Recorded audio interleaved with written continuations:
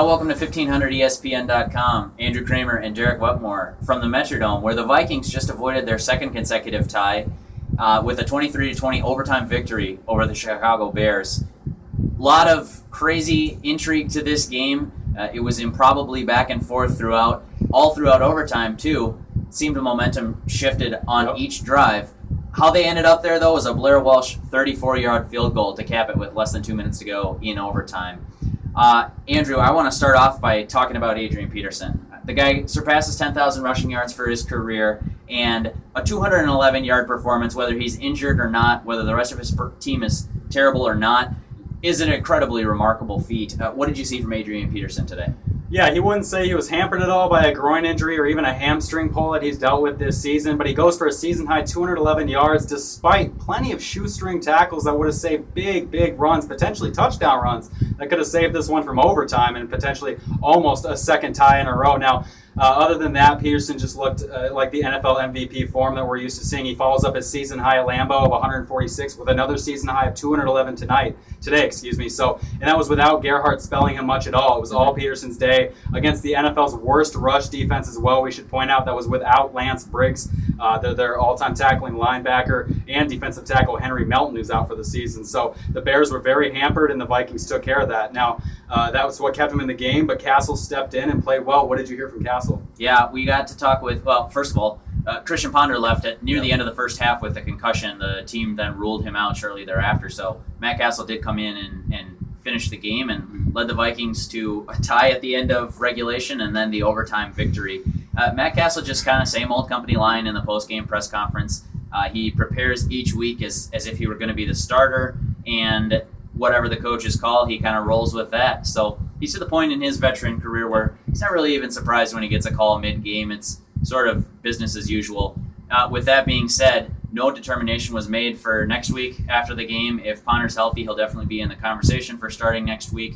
But at this point, no declaration of who the Vikings starting quarterback will be for next week, despite Cassel's, I would argue, impressive performance in the second half. Definitely. I mean, he made receiver Greg Jennings come alive. You remember that $45 million addition this offseason that was supposed to revive this passing game and make Adrian Peterson that much more of a threat? Well, he's got 3 touchdowns through Week 13, all from quarterback Matt Cassel, even though Christian Ponder has had 9 starts. And if he's cleared to go this week after concussion, he could very well have 10 next week. So Greg Jennings comes to life, has 7 catches on 9 targets. And afterwards, Greg, what did Greg have to say?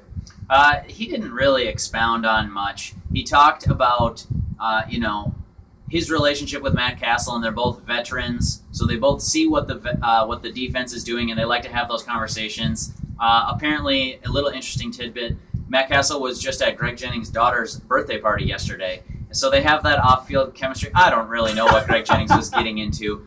He talked a lot about just having a good rapport with Matt Cassel. Interesting. When the Vikings, when they thought the game was over, Greg Jennings was one of the first ones down in the tunnel. He had to actually be called back when they found out that there was a penalty on that field goal that would have ended the game.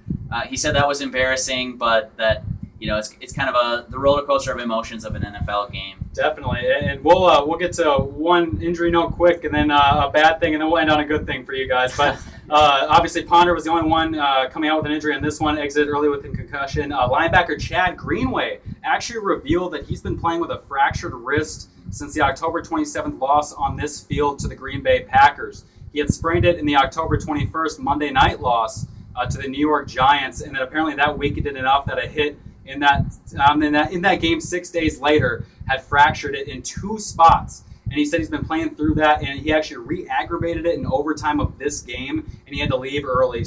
But he said he plans on sticking through it, playing the rest of the season. He has no plans to sit out. He said he wanted to play it the past month if he had any plans to sit out. And even though he re-aggravated it today, he still plans to play next week. He may be limited in practice as he has been over the past month, but no more than that. Obviously, the only other player that was in the tunnel early for this one was cornerback Chris Cook, who was ejected after he made contact with an official following a touchdown he allowed a receiver, Alshon Jeffrey, who had 234 yards in regulation, a ridiculous number in a Bears franchise high.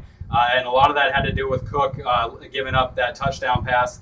And Cook it's just got to be even more disappointing for Vikings fans because he was supposed to be your top cornerback coming into this season. His 4th year, he hadn't grabbed a pick, he hadn't stayed on the field healthy, and he doesn't even need to get injured to leave this game. Right. It's just his attitude. And speaking of attitude, I don't know if it was the Vikings PR telling him to or what, but he left this game early, he left the locker room early and he didn't speak to the media at all. Cook has been known to be emotional after games and not want to speak to the media, which is fine if you're the Vikings, but not necessarily for the media and the fans wanting answers about what happened and why he reacted that way. Well, and Andrew, he was in position to make that interception down Yep. by the pylon, and Alshon Jeffrey just made a heck of a play to take it away from him. The positive that Andrew alluded to was Cordero Patterson had a pretty good game that's going to get overlooked because of Adrian Peterson's heroics and Matt Cassel taking over. But Patterson, with his rushing touchdown in the second quarter, became the first Vikings rookie to receive, return, and rush for a touchdown all in the same season. That's some pretty elite company. He joked after the game that Adrian Peterson better watch his back.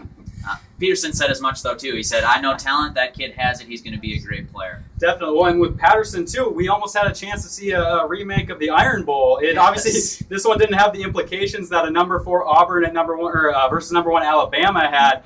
But Robbie Gould tried a 60-plus yard field goal in regulation with 2 seconds left. They put Patterson back there. It ended up short in Patterson's hands. He could only take it 30 yards to the 20-yard line. But many fans, I'm sure, wanted to see a remake of that one. Yeah, there were people sitting on the edge of their seats thinking it was a 66-yard field goal, I believe, by Robbie Gould. It looked to us like Patterson had a shot to break it. He said he did. If anybody, him. He said he did have a chance to break it, but it looked like the Bears had that covered fairly well. But still, a highlight for the Vikings and definitely a bright spot for the future, Cordero Patterson. Well, one more note, too. Adrian Peterson becomes the 3rd fastest player to reach 10,000 yards. He did it in his 101st game. Only Eric Dickerson in 99 and Jim Brown in 98 have done it faster. Yeah. How many games for Peterson? 101. 101, yeah. Yeah, remarkable feat for just a superb athlete in Minnesota history, and he just continues to climb through those legend books.